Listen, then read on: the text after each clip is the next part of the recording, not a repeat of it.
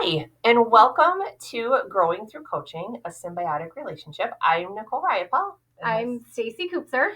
And this is just a candid look into our journey as being mentees, mentors, and then now where we have landed today. So this is a super casual conversation. We kind of hope by the end of this you feel like you're just sitting at a table with us and having a discussion about like good coaching and good mentoring and maybe get some tips and tricks as we talk through and kind of really open up and are honest about our journey as where we've become. So super casual, super just here we are. Hang out with us. Yeah, come hang out with us. So let's jump right into this. So our conversation or our outcomes for today will be through conversation. So we hope that you're going to gain some insight into the behaviors by both the coach and the teacher that support a positive relationship, whether you're thinking of mentor mentee or coach coachee. Explore levels of support a coach and a mentor can provide a teacher, and then really examine how the coaching relationships helps us grow as both a coach and as a teacher. And so we'll kind of talk about what our roles are and where we're at now and how we came to work together and just be really candid and honest about some of the pitfalls and even the strengths that we've used to kind of build this relationship. Absolutely. All right, so we're going to jump into this. All right, so we're going to start with our story and who we are, and Stacy's going to start and kind of tell you her journey about who she is. And... Well, my name is Stacy. I'm in my second year teaching. I came to Washington because my kids, the ones in the picture, that's Haley and Lucas, they're fifth graders. They're twins in school right now at Wyandotte. And so I started as an aide, and I really enjoyed just being in the class. I loved working with kids. And it was right before COVID hit. And I said, I really enjoy this. Like, could I do this? I had my bachelor's degree, but it was in a different field. So I started researching and saying, is there a way that I could go back? I didn't want to have to go back to school either. I didn't want to have to do, the traditional route. And I found a program that Michigan states it's an alternative route to teaching. So I did. I found an online program. I really kicked butt at it because this was about December that I decided this right before COVID hit. Like it was really like December. I'm like, all right, I'm going to kick butt at this. And maybe because I knew the school I wanted to be in, our school, was going to have some openings in the fall. So I really had that goal that like, I got to do this. But so I had to take online courses. I had to pass the Michigan certification test to be a teacher. I had to do all the requirements still. So I worked really hard and I got it.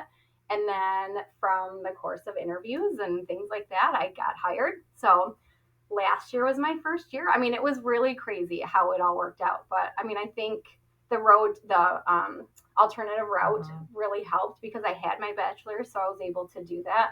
And yeah, it really worked out. So I started teaching last year. I taught second grade. I'm in my second year. I'm in fourth grade this year. So kind of a new challenge because it's a new grade. But it's been great. So that's kind of how I got here. We're so glad you're here. Thank you. You're so sweet. Yeah. So I'm Nicole, and my kiddos are on the side. That's my brood at the top with all the winter hats. We went to Greenfield Village or Henry Ford this weekend, and they went ice skating. Aww. So that's my whole crew there. I have 4, obviously, kids and my husband, and I have a senior who's graduating this year, which is so crazy. I can't believe we're doing this, right? That's crazy. So that comes, and I have 3 teenagers in the house, so that comes with whole new challenges.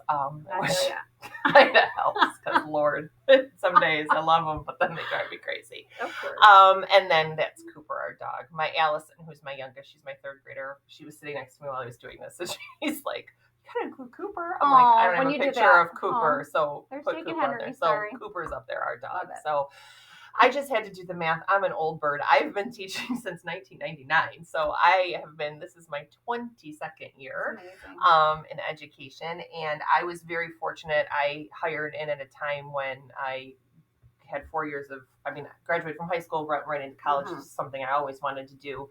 And I was at the time in Michigan where they were giving so many incentives to hire lots of teachers at the early grades. And I think when I hired in, there was like 30 teachers maybe that summer that got hired in. So it was just a huge group of people. And then as the years went on, you see the less and less, and then people weren't getting hired. But I was very fortunate. And I grew up in Wyandotte, went to Wyandotte schools, and just so happened, got lucky enough to come back. Cool. So I have taught third grade, fourth grade, and then I landed myself in kindergarten, which is my love. And I always say, if I don't do this job, I would go back to kindergarten in a heartbeat. Although first grade I love to. Although working with you just said I don't know. I've been working with her a lot in fourth grade, so I do like fourth grade too. But they do. They're all good. So, and really, I did do a lot of mentor-mentee work when I was in the classroom. So I did have several mentees and kind of rolled through that program. And I remember being at a conference with my principal at the time. It was actually a PLC conference. And I looked over at her and I said, I don't really want to be a principal, but I just have this calling to want to help teachers. And I wish there was a role that I could help teachers and support teachers. I did. It was at a PLC conference in Chicago or outside of Chicago. And I said, but I don't want to be a principal. No. And at the time, this was before really coaching had taken off. She's like, well, there isn't a role like that. I said, I know, but I would really like that. And then flash forward to all the reading laws and all the things. And then this became talk in the district and decided to go for it. And glad I did because it's good. But I also got hired. My first year was 1920. So I hired in right before COVID. And so that definitely changed the outlook of this whole job and what we did, but I think we've kind of landed at a point now to where we've kind of got our groove. And I'm lucky enough to have a support system in the district where there's 3 other elementary school coaches and a middle school, high school coach. So we have a team of 5 that we work with regularly, and I'll get to that in a bit, but that really have helped support this role and get us where we are. So it's just a little bit about us. Love it. So now we are going to talk about how we got to learn each other and get together and work together. So I hired in fall of 19. Yep. So, and we had a need in the building. Yes. We identified that we had 5th graders was 5th grade, right? Yes. Yeah. That we had some severe reading issues with some 5th graders. Yes. And with the way the structure is with all the RTI and the MTSS program and everything that we have here at the school we're currently at, we didn't have enough slots in the day to meet those 5th grade needs. And so the principal decided, she's like, you know what? I have somebody, I might reach out to somebody, and I guess you could talk that. Because then you know that part of it. Yeah. So it was odd too, because over the summer, I said, I really want to start working at the school. So I reached out to the principal over the summer and said, hey, do you have any need for an aide? I was volunteering anyways. I was always coming and volunteering. And she's like, actually, no, we don't. And I said, okay, fine. Then out of the blue, I think in October, she's like, hey, are you still interested? I was like, what's up? She's like, I think I got something for you. And it was part-time because I had another job. So it worked out great. I got to come in and I did work mainly with the 5th graders, the struggling readers. And then I did help out different grades, whatever as well. But so I came in and Nicole is the one that I got to work with. She let me share her office with her. And it was so nice because we were both new. And because I kept saying like, oh my gosh, am I doing this right? Is this okay? And she's like, we're a team. Like the first time already, you were just like, really? Okay. Yes, absolutely. You were like, well, what do you think? Like and even though I was new, I've never done this before. You asked my opinion a lot. And I really appreciated that because you never made me feel like I didn't know what I was doing, even though I felt sometimes, what am I doing? But you never made me feel like that. And I love that it was like, I felt like we created a curriculum for those kids and I helped, and that made me feel very helpful. And I felt like I had a purpose there. Right. So so that's how we started. Yeah. We got to work with the 5th graders. Yeah. And I even remember once the world shut down and you were meeting with them individually, we would still meet over Zoom and we would check in. And then you got lucky enough to get hired. I know. And she got hired into 2nd grade. And so had a great team that she got hired into. But, with coaching and just me being there to assist, because again, coaching looks different than mentoring, and we'll get to that in a second. But I have the flexibility of being able to be in her classroom because I don't have my own class, right? And so supported a lot in 2nd grade. And then now this year you're in a new grade. Yeah. Same thing, wonderful team. But again, whole new curriculum, whole new set of standards. Right. And so working together for that. Well, last year I kept saying, am I going to lose you next year? I was so worried that our time was up, and you said, no, I can help out anytime. Even if I'm comfortable, right? You can. So even next year, if I'm in Forestville, you can still help me. Yeah. And that really is the beauty of coaching, I think. And again, I'm kind of jumping ahead, but coaching is nice because it doesn't matter your level. It doesn't matter if you're a new teacher or not. Coaching is here for any teacher that wants it. Right.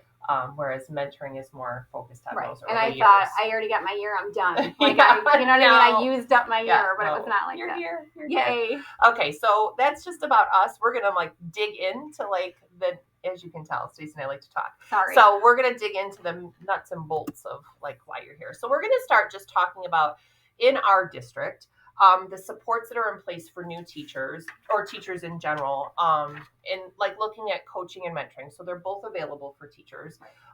Coaching, obviously, like we just said, is more focused on any teacher. In Wyandotte, it is voluntary. So I know in some districts you have to sign up for certain coaching cycles. It's part of the year. In Wyandotte, our boss feels very passionately about the fact that it needs to be where we're invited in. And that way it's a little more organic and it's what you want as opposed to me putting what I want on you. Makes sense. In our district, we really have adopted the coaching model. So we have a tech coach. We have a math coach who isn't employed by the district, but it's a, what's the word I'm looking for? Like the outside. What's the word? It's going to come to me. But they're hired from an outside company that they come in. So there is a math coach that is available at least once a week. I think she goes to one building every day. We have now just this past year hired a coach for middle school, high school, and they really want her. Obviously, she's on the literacy coaching team, but she is also supposed to look at cross-curricular and how to bring writing and literacy into science, social studies, and those types of things.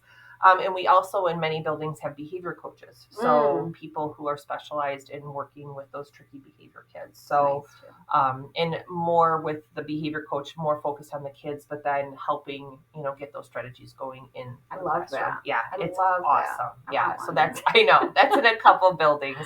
So we've really leaned into this coaching model in Wyandotte and have brought that in. And again, that support is for any teacher in the building. It's not new or old. I learned that. Yeah, it's anybody. And then mentoring in Wyandotte obviously is probably very similar to what it is in many districts. So it's for your first, I think it's 4 years, 5 years, something like that. And you're partnered up with somebody that is either in your grade or cross grade. It depends. I think every principal kind of looks at it differently. And I think even with talking, I met with the principal here to talk about how she does pairings. There's benefits to doing in the grade, but there's also benefits with, I'm mentoring with somebody who my mentor might not necessarily be teaching my grade, which is what you're experiencing. Because we'll talk a little bit about your mentor and just like the pairing there. Yeah. So I was paired up first with one of my grade level teams. So it was somebody that I worked with in second grade. Amazing mentor, always there for me. It was just like, here's your mentor. I'm like, okay. So I'm not really sure how that works yet. But now I'm not in second grade anymore. And I even said, do I get a new mentor? How does that work? And it's nope, you still get your same mentor. But what's nice is he's still been able to mentor me even throughout the grades. Yeah. I mean, he's even said like, okay, I know I'm not in your grade, but yet a lot of the things that we talk about is not grade level specific. It's not. And even if it is, if I said, oh, I'm really stuck on this, he'll still walk me through it. Because, I mean, I think a mentor at the end of the day still knows what they're talking about, right? Yeah. It doesn't matter that it's second grade or fourth grade or fifth or whatever I'm in. But so I'm still able to still meet with my mentor, and he's still able to give me direction. He still comes in and checks on me a lot because obviously we're not super close with where our classes are. But so the mentor relationship for me has been different just because it's been different grade levels. But even last year, we were in the same grade level. I was upstairs, they were downstairs. So that was a little rough, but he still was able to make that time and check on me and things like that. And really, I even remember, like, we would be meeting and he would come in and just come in to check to make sure everything's okay. Yeah, and he still does that, which really, I love. Yeah, it's kind of, you're almost like, I guess, the big brother, big sister, right? Just like kind of, I'm here for you. Yes. I'm here to support you. Like, however I can help. And there's many times that I go to his door. Hey, question for you. Even now. Like he's always there. That's such a good one. I love that, big brother. Like he's like your big brother. For sure. I love that. And so when we think about like how often you guys meet, it sounds like with the mentor, it's a little more like you just stop in, he stops in. For right now. Yeah. And where us, we, again, with my position not having, a classroom, we're a little more flexible, and I can step in on our prep, or we co-teach a lot and plan a lot after school. Yes. So ours is a little more, I fit more into your schedule because 100%. My schedule is open. I'm more flexible. I don't have a group. So, yeah, so I just want, kind of touched on it a little bit, but just a question. So what is important for you to have that makes you feel supported as a new teacher? So I think even just the openness of everybody and, kind of inviting me in and making me feel part of the team, just kind of what I said. Being a new teacher, sometimes you come in and you're very nervous about it. You don't feel like you know what you're doing. So somebody that actually asks your opinion and makes you feel valued, and just because I'm new, I can still bring something to the table. So that's helpful. I think that too, just somebody that if I need them to ask a question, they will. I know my first year, I felt very flustered a lot. And my second grade team, anybody have asked, it's always like, I'm so sorry. No, it's fine. So feeling that reassurance that it was okay to ask questions, and they encouraged it, and no question was a bad question. I never felt that way. So, that's what I feel. Just being kind of open and being there. Nobody let me fall because I was really worried. Like, what if I fail? And you're not going to fail. You will not fail. Yeah. And my thing was, and I told you this last year, I had low readers, and I said, I want these kids to grow. I want these kids to grow. And you're like, just wait. Do you remember that? You're like, just wait. They will. And they did. And I just felt like, fine, I did something that was worthwhile. But even just having that, faith in me and saying, you got this, I think that was just nice. Just being supported and being there to even lend an ear or say, okay, this is what I'm thinking. How does this sound? Yeah. Somebody to bounce ideas off of. Right. And not even give me the answer, but how does this sound? Yeah. And I think it's probably important for all new teachers to remember, we were there. And I think we tell you that all the time. Do. If you think about it, 22 years, I remember my first years crying. I was young, and I remember going home because I was still living with mom. Yep. And she would say, how was your day? And I'm like, they're asking me parenting advice, and I don't even have kids. That would be a different set of horrible. You know what I mean? Because I'm like, I have no idea. I don't know, And so I think for new teachers, it's important to remember, we were there, and we still are. I'm not going to lie and say, even in my last year of teaching before I took this job, even in this job, I haven't cried. My first year as a coach, I spent a lot of time. That's my team. I was crying all the time because it's just a new job. And you, like you said, you want to make sure that you're doing a good job and you're not failing people. And, self-doubt is huge. But I think to remember, we've all been there. Yeah. So when you ask a question, we're not judging you. And it might sometimes take us back, okay, how did you, how did I do that? Or how did I handle that? Yeah. It's. I know. But I know. I know you guys don't know all the answers, but we come to you for all the answers. And sometimes we'll say try it. I don't know, because really every year you have a different class. That is true. So you just never know. Yeah. So anyway. Yeah. So Nicole, I have a question for you. Sure. So what is the difference, do you think, between mentor time and coaching time? How does that look different? Okay.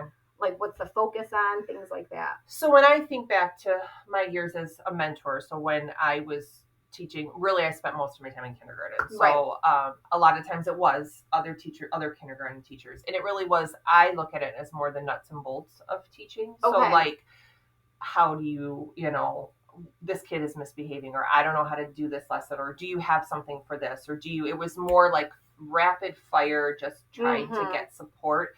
And a lot of times I would feel bad because I would give ideas and I could tell the person was listening, but they didn't really know what I was talking about, right? And they're trying to make it their own. And for me personally, I'm a visual learner, so I do better by seeing somebody do it, but that just wasn't built in the day. I can't go, that would be great if I could go and see somebody else teaching. But when I was a teacher, that just, it was kind of I would see my teacher that I loved across the hall, and I would kind of what is she doing? What is doing over there?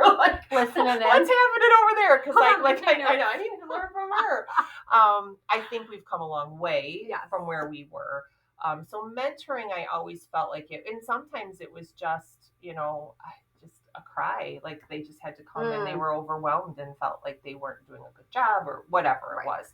But mentoring was hard because we were big borrowing and stealing time. So it was always like 5 minutes here, 10 minutes here. Hey, if you could talk to me, it was never, we did get release time, but it was a little more, I guess, we had to be super focused because time was limited, right? Got it. Mm-hmm. Coaching, I feel like, starts from the lens of curriculum, and it's like growing you, and interrupt me if you feel differently, but I feel like it starts from the lens of best practice and what's best in a classroom, and it goes through either I'm modeling or you're teaching, or like I said, you and I feel like we've gotten to a point where we're just like co-teachers. Like we just teach with each other when we're in the room together. Yep. We co-plan. It's just kind of, we've grown into that relationship. Right. So I feel like it's more content specific and growing you as a teacher, as opposed to just like the nuts and bolts of things, because we have the beauty of that is being able, and then we reflect on like practices that we've seen and we've talked about. So it's much more focused and reflective. I do feel like I mentor though too, because things come up. Things come up, like if I'm in there and a kid is misbehaving and you're feeling frustrated and you're not sure how to handle it, and I'm not going to ignore it. I'm not going to sit there and be like, you're on your own, Sorry, sister. I'm only here for writing today. I'm not doing this. So I feel like I do still mentor. It's just a little bit different. And the biggest thing that I hope you realize in both, whether you're doing mentoring or coaching, it's non-evaluative. Like I am not part of the evaluation process. And I think that's what you have to remember is we are not evaluating you. A good mentor, a good coach does not run back to the principal and report the missteps that we see happening in a classroom. I try very hard to let administration know that I'm neutral.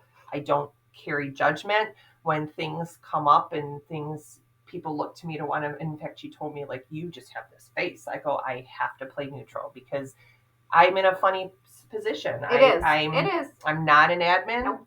I'm in the teacher salary still, but I'm a different role. So it's really important that I respect that role, and obviously confidentiality plays a huge part. And I think that's part of building that relationship with who you're coaching, because they know they can trust you. I know I've never would have thought that anyways, just knowing your personality. But even if another coach, I've dealt a little bit with the math coach. I've never once thought that she was going to go back and say, like, she's not using that lesson right. It's just, that's not what her job is, and I never thought that. But I think it's because you build that rapport, and you do say, listen, my job is to help you. I'm not telling, I'm not, you know what I mean? So I think that is true. I think you build that in for sure. I will brag, I'm not going to lie. I don't usually say teachers' names, but I will say, hey, you got to go check out like second grade because they're doing good things. You can say my name if you're bragging. Okay, then I'll say so you guys know. But so it is. It's just knowing that. But I do see lots of parallels between coaching and mentoring. Yes, I feel like it kind of is under the same umbrella. 100%. So, yep. All right, moving along. So now we're going to look at district supports for coaches and mentors. So, I think a lot of times, especially when I was a mentor, you do want to be a resource, but you're not really sure. And to think back to, kind of when you've been doing this job for so long, things just become second nature. You just kind of, it's like getting up in the morning and your procedure for how you lead the day. That's kind of like how you start the school year. Like, this is what I do and this is what I know. And sometimes it's kind of reflecting on that and like, why do you do that? And how do I help you? And so I think it's important to look at, we also need support, because if you want us to be effective, we need support too. So when I was talking to the principal of the building that we're at, I just kind of asked her, like, what kind of supports do you give mentors? So in our district, they are given monthly checklists that kind of follow the trajectory of the school year. So September really focuses on building classroom communities and all the back to school nights and, reaching out to parents to establish like a positive relationship before, you have to call them about a negative thing, right? So it's kind of, and then October brings a whole new set of challenges. And then when we get around conferences, it's all about report cards and conferencing and how to have difficult conversations. And so it's kind of, it follows the timeline of the school year. And then obviously in May, June, it's about how to close up your classroom and how to get reading folders completed and all the things that come into just the logistics of teaching outside of actually teaching. She also said that they provide kind of like some guided discussion questions. So like if the mentor is stuck on how to like lead a conversation, there's like discussion prompts that they can kind of go through with you to kind of lead the conversation. So it's we're just not just sitting there or putting all this on me. Right. And it's valuable, that right? Is, like, and sometimes teachers obviously will come to the table with a list of questions. Like, but sometimes you're so overwhelmed. You come to the table and you're like, I don't even know what to ask. I'm at a point right now that I don't even know, because you don't know what you don't know, right? Like, you just don't. Go ahead. And I was going to say, and one thing that my mentor did for me too, or tell me, he said, this job is a lot. So I'm here, even if you need support with anything, it doesn't even have to be just school. Like, how are you? How are you doing? If you need help with like setting up your 401k, things that you don't even think about. Yeah. And I was like, oh yeah, I think I do need help with it. And then I'm like, oh yeah. So, I mean, it was just nice to say, it doesn't have to be curriculum based. You don't have to think of a question just curriculum. Like, I feel like my mentor is somebody that I could go to, like you said, like a big brother. Hey, I'm having trouble with, I don't know what to do. How do I put in my PD time? Something like that. Or else sometimes they'll check, did you put in your PD? Things like that. It's just kind of being that extra support for you. But I like that too. Like, I like that it doesn't have to just be school related, because I think we all understand that, like, I think last year he's like, how are you? Because it was like testing time. Yeah. There's report card times. It's Christmas. You know what I mean? Like, there was all this stuff going on, and just checking in. It's nice that he does it is nice. Yeah. So I think that's awesome. pretty cool. Where I feel like with coaching, now you and I feel we do, but I feel like we're in a different place. We've gotten to know each other, so I do ask those questions. But I will tell you, in other situations where I'm not with somebody as close to you, really a lot of the times it is just about the curriculum. It's just about like what we're doing that day, that lesson, that unit, whatever it is. Because we've worked together, I can tell by your face, like, if you've had a rough day. So I know to say, like, are you okay? Everything okay? But a lot of times in my situations, it's more just, I might say, hey, how are you? But it's more of a, you know what I mean? Like a formality, right? Like, hey, how are you? Where it's nice to hear that you have somebody that's like looking out for you, right? So all of you. And then when I think about the support that I've been given as a coach, I mean, I am gifted and lucky that I have been given so much professional development and so much. I mean, we have gotten cognitive coaching training. We're now on our second round of it. We have gotten literacy essential training through the state to understand the literacy essentials more. We're part of, the Wayne County Coaching Network that helps us to get with other coaches and work through things. And I was just lucky enough to be in a coaching intensive that was put on through the state, but led by Wayne County. And so I feel like we have been given so much support. And then something but you've been a part of too, that, we grumble about, that our boss has made us do, is we do instructional rounds with coaching. Yeah. So I have to record a conversation. We just did it earlier last week, but I record a coaching conversation with a teacher I've been working with. And then I have to go to my team, play the conversation, and then they coach me based on the conversation, and they give feedback that way. And as much as we grumble and about it, it really has helped, because not only, again, it's kind of like how teachers grow by seeing other teachers teach, coaches grow by seeing other coaches coach. So me watching my colleagues coaching other teachers helps me to say, oh, I like how she says that, or oh, tell me more about why you made that choice. So and I feel like for these relationships to be valuable and to really help, because really at the end of the day, both mentors and coaches are meant to grow teachers, right? That's what we want. We have to feel confident in our ability to help you. And so if I don't feel like I've been properly trained, if I don't feel confident in what I'm doing, how in the world am I going to support you, right? And so it is important for us as coaches and as mentors to be okay with saying, hey, I need more support, or I need more ideas, or I need more things, because we're only going to be as helpful to you as we feel like we are. And if we don't feel like we're helpful, then that's where maybe a relationship would falter, because we don't feel confident in our ability to do our jobs. I always say teachers don't come to school every day saying I'm going to hurt children and ruin lives. Like, same with mentors and coaches. If a relationship maybe isn't going well, or you're seeing where, maybe it's not working and it's not growing, well, I wonder how much support does that mentor or coach feel like they're getting to help people grow? Because the same reason I don't feel like coaches or teachers who are mentoring, boy, I really want to mess up Stacey. She's not a very good teacher. Like, we just maybe don't feel supported. You don't have support. So I think as as districts, it's important for us to identify how much support are we not only giving the mentees, but you need that support to give to us. That makes sense. Yeah. So what do you think your mindset should be when you work with teachers? Sorry. Oh, you're fine. Really, it always has to be open. And I think what I'm learning with this, even as a mentor, coaching is a little bit different, especially if I have like a checklist. So I do have like, I need to get something across to you, but I can't come to the table with my personal agenda. Yeah.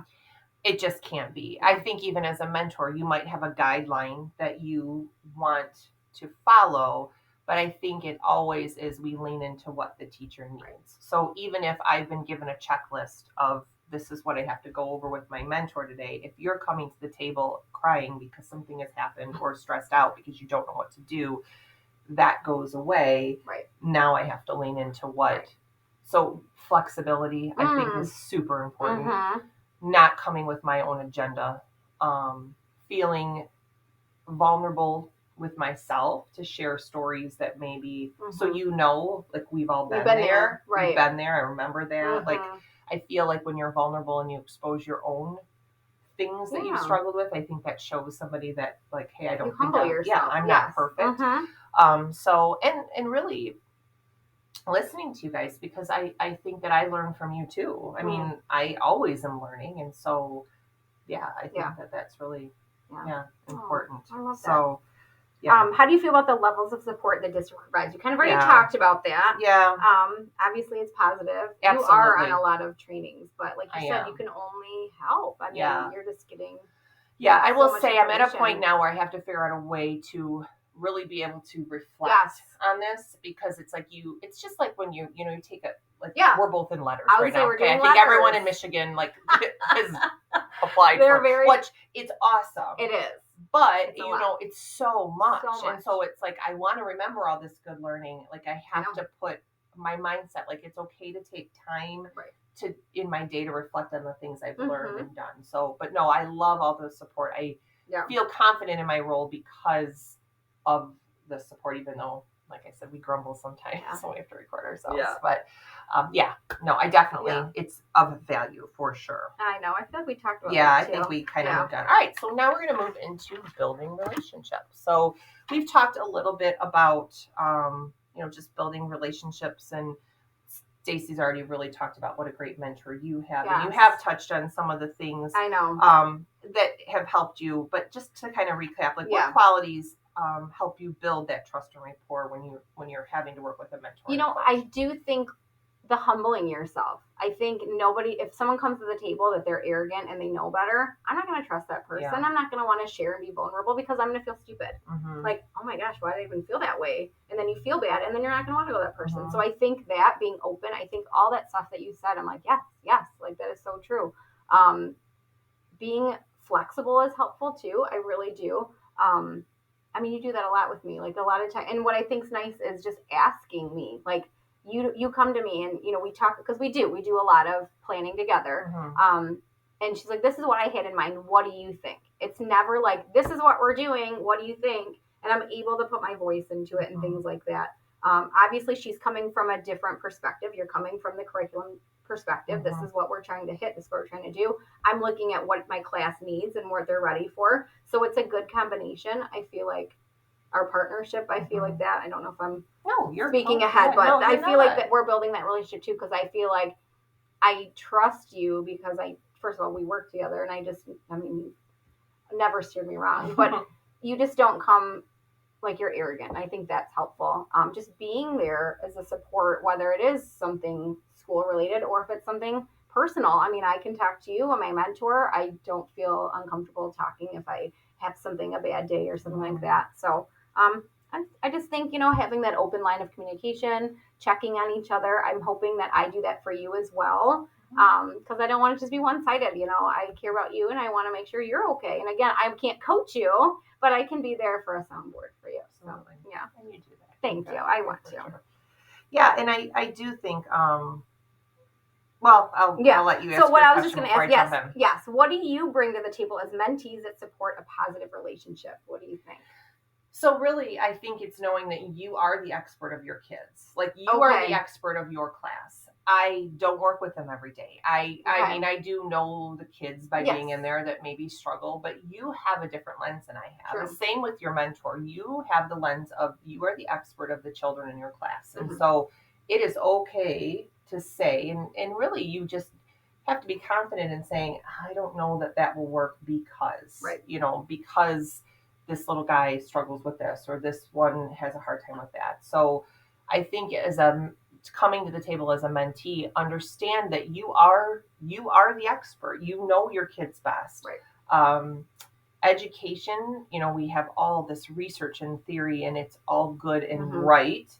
But we also have to remember we're educating humans, and the human factor is that puts a whole spin on things. And so I do come with ideas, and I do come with, let's try this. But at the end of the day, so-and-so had a meltdown. This one came to school sick. He hasn't been here for a week. Like, it's really, we need to understand all of that. And it's not excuses. It's just reality because they're humans and they're children and unpredictable. They're unpredictable. Yes. I mean, my goodness, like, it's just, so I think that's it. And then just really understanding that if we give feedback, if we give suggestions, it isn't, because you're not good enough. We just really, honestly, truly, I mean, that's the reason why I took this job, is I want to help teachers. I want to support teachers. It was very kind of going down a path here, but I was really lucky to job share for a very long time. I worked part-time, so I could be home with my kids. I felt like her and I had a mentoring coaching relationship because we talked all the time. She would try something, she'd call me and go, don't do it that way. It, like, the wheels fell off the bus. Try something different. Or, hey, this really worked well. So I felt like I grew as a teacher because of that relationship. Sense. And so I want that. That's how I walk into the room when I'm helping somebody, is I want you to feel like I'm your team teacher. Like, I want us to feel like a partnership. And so leaning into that as a mentee or a coachee, like, okay, she really does want to, like, partner with me, and it isn't about my way or your way, but let's find a way that works for your class.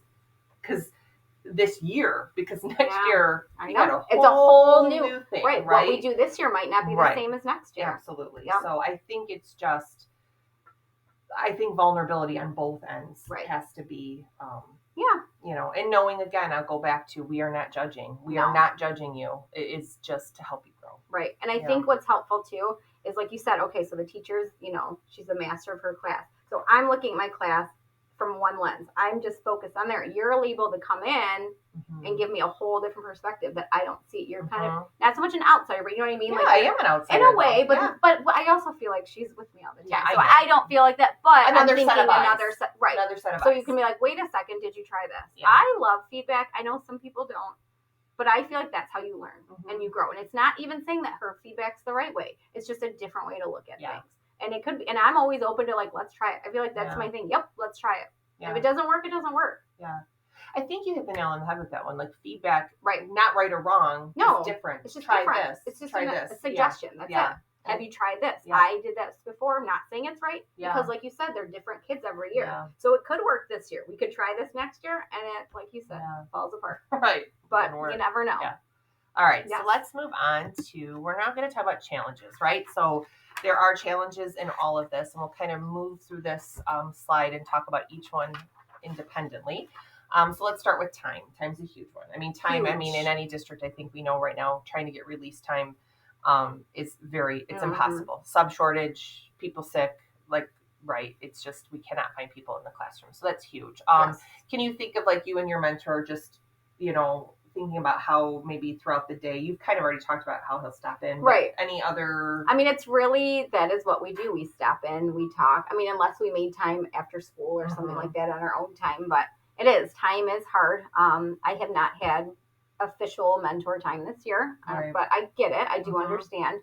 But yes, that would be nice to have if, in a perfect world, maybe we could set some time apart for some, we were talking about this earlier, maybe having some release time, just even once a week, once a month, every 2 weeks, and maybe teachers rotate so we can get some time in.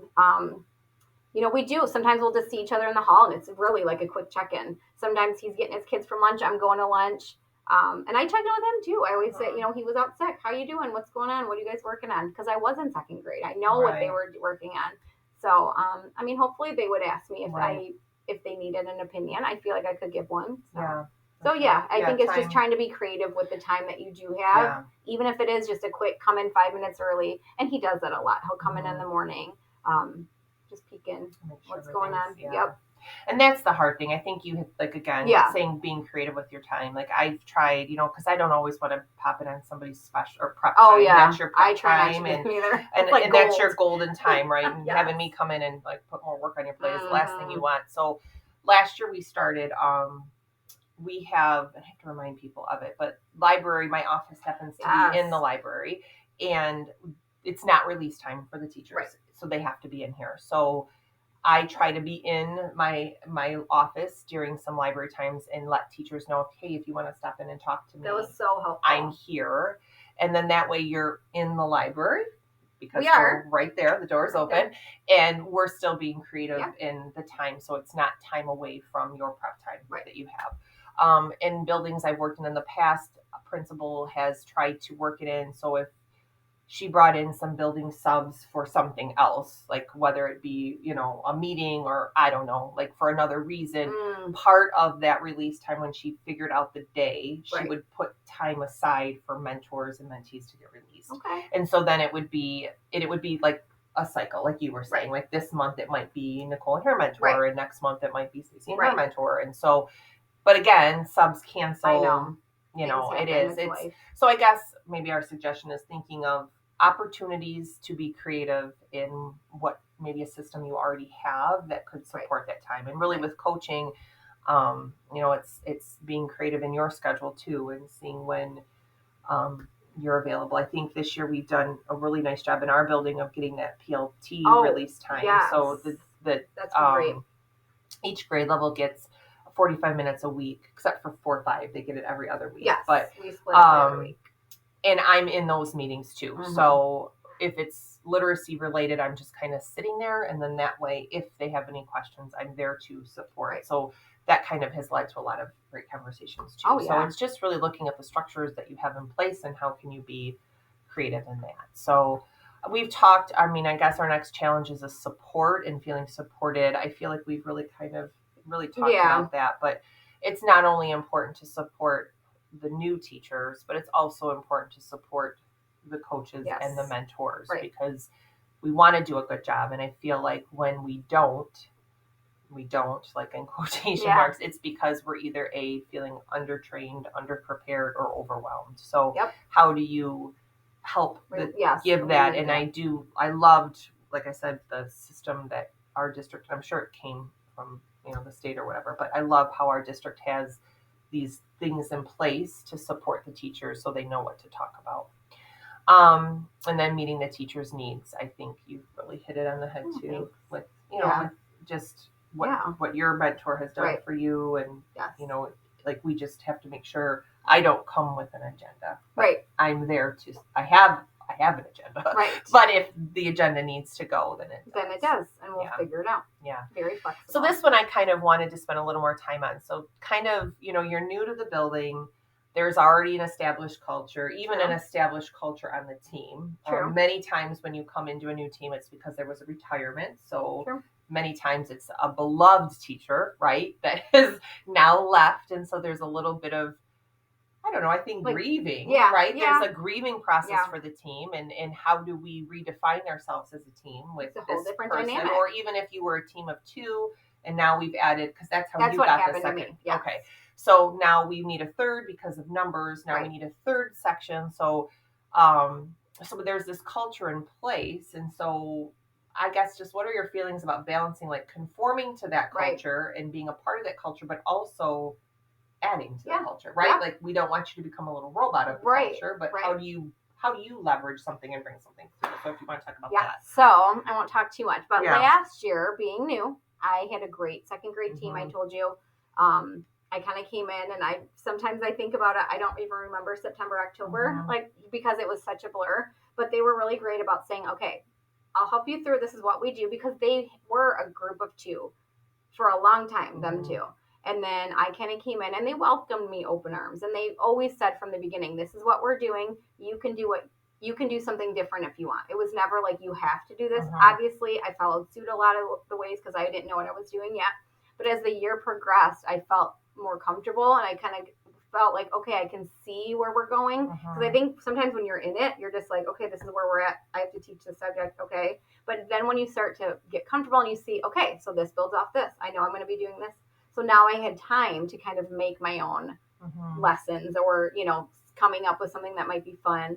I remember I was telling you this one last year. We were doing opinion writing, and I felt like this was my first thing that I said, you know what? I like this book. I don't know if you guys have seen it. It's called Duck or Rabbit.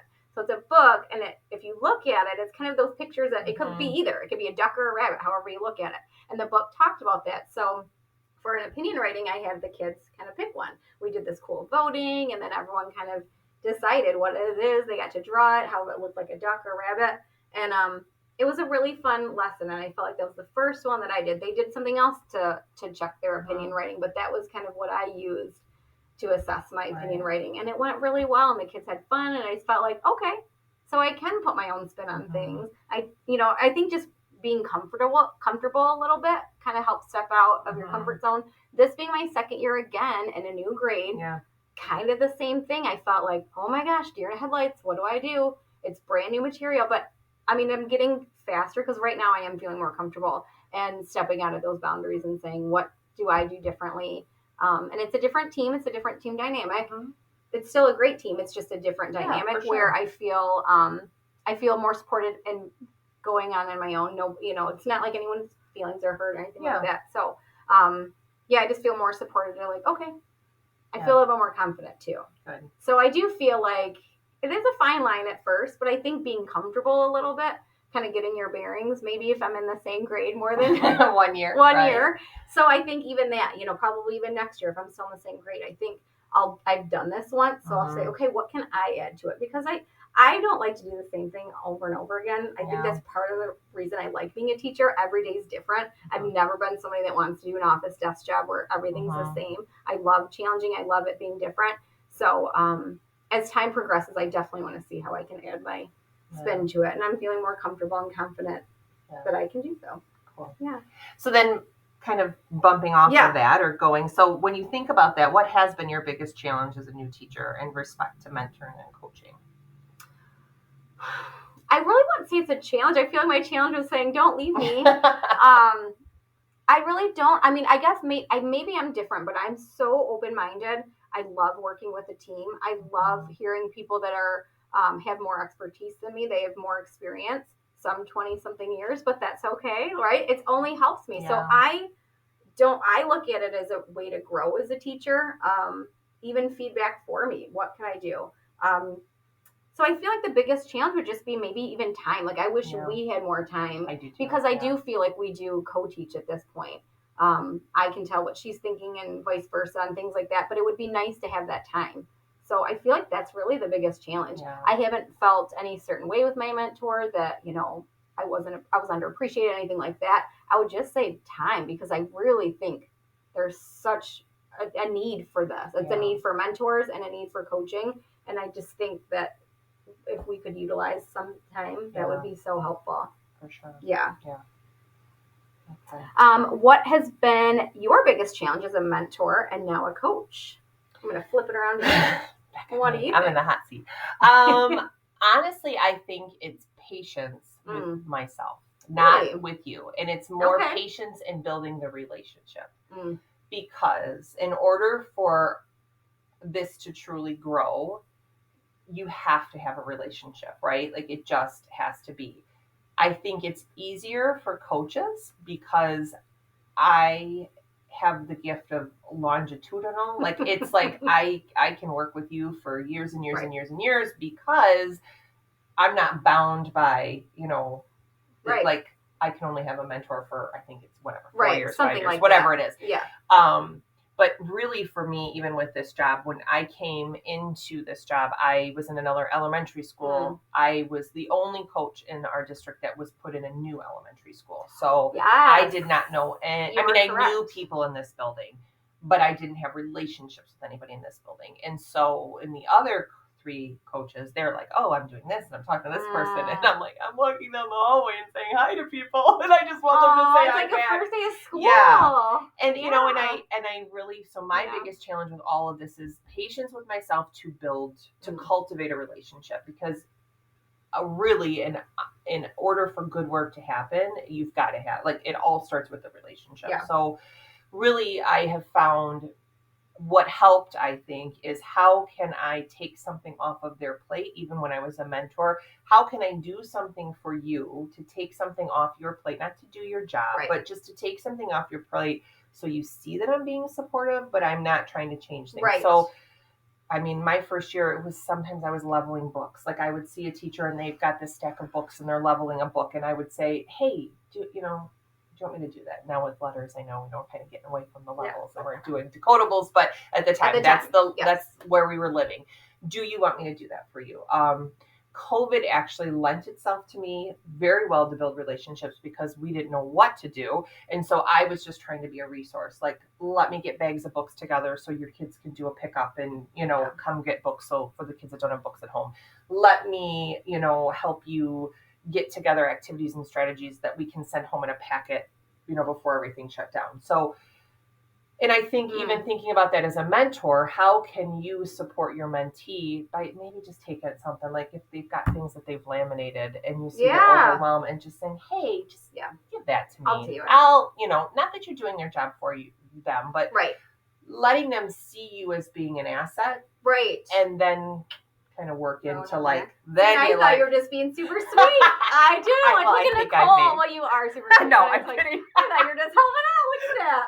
And I am. I do like being helpful, but you do have to think about, like, how am I going? Building trust with somebody. Trust. It is. How, the easiest way to build trust is by let me do that for you. Let me try to do that for you. But I don't mind helping, because I do think that is my role. Like, I do. You do. Yeah. I'm not doing the leveling of things and all of that, but running copy. Like, if I'm coming, like today, if I'm coming in and we've planned and I did something over the weekend, like, I can run the copies. I was like, do you want me to make them? Like, no, it takes me 2 seconds. And that was nice, because I had other things to copy. So it's fine. Like, it just ends up. But I think that would probably be my biggest challenge. That makes sense. Is just being patient and knowing that if they come in a little like, what's this all about? Like, just give it time. Give it time. Cultivate a relationship, because it does pay off. It does. In the end. It does. All right. Let's see. So, what have we learned, and how have we grown as professionals? Okay. So we're kind of getting close. I mean, we are long-winded, so we'll try to get through this a little bit quicker. But all right, Nicole, what have you learned as a coach or mentor? What do you think? Really, I think it goes back to patience with myself, patience with the idea that, it takes time. Also, valuing, I'm an older bird now. I'm in my latter part of my career, but valuing, now you're because you're non-traditional in your approach, we're closer in age. I am older. But when you think of typical, let's say traditional teachers, they're young, right? They're in their 20s, right out of college. Respecting their generation, because I think sometimes we look at things and we go, oh, these kids, like, oh, they're so but there is something to be learned. And one thing, especially in an elementary school setting, they're closer to the parents' age than I am. So, like, a kindergarten teacher or kindergarten parent is more likely to be in their late 20s than 45. So they have a window into the population of parents that we're working with, because they're of that same generation. Right. I will say this too. I even think that the 20s and 30s, early 30s, you have something that I respect in it, that is, you value, what's the word I'm looking for? Like, your own mental health, your own SEL. Like, you value knowing when to say no, because it's putting too much on you as stress. Yeah. And maybe it's just me, but I feel like we just did things because we were told, and it didn't matter. Like, I used to have to dress up being a tiger, because that was the school mascot, and I was the low man on the totem pole, and I was the tallest. And so you're going to wear this, and you're going to jump around, and you're going to sweat. And I love it, and I love doing it, and I wouldn't take it back. But I just think it's different now. It is. And Is there always a balance? Yes, because we don't want to be too SEL that like everything is like, I can't do that because that's like, I'm stressed out. Like, no. But I think there is something to be learned, and knowing that you can learn from them. Yes. I think is important. Mm-hmm. So for sure. I really do love that. How about you? What have you learned as a new teacher? Probably a lot, right? I know. How much time you got? I've taken away so much knowledge, I think, from people. Different ways to do things. I mean, I have it in my head what I think I want to do or what would work.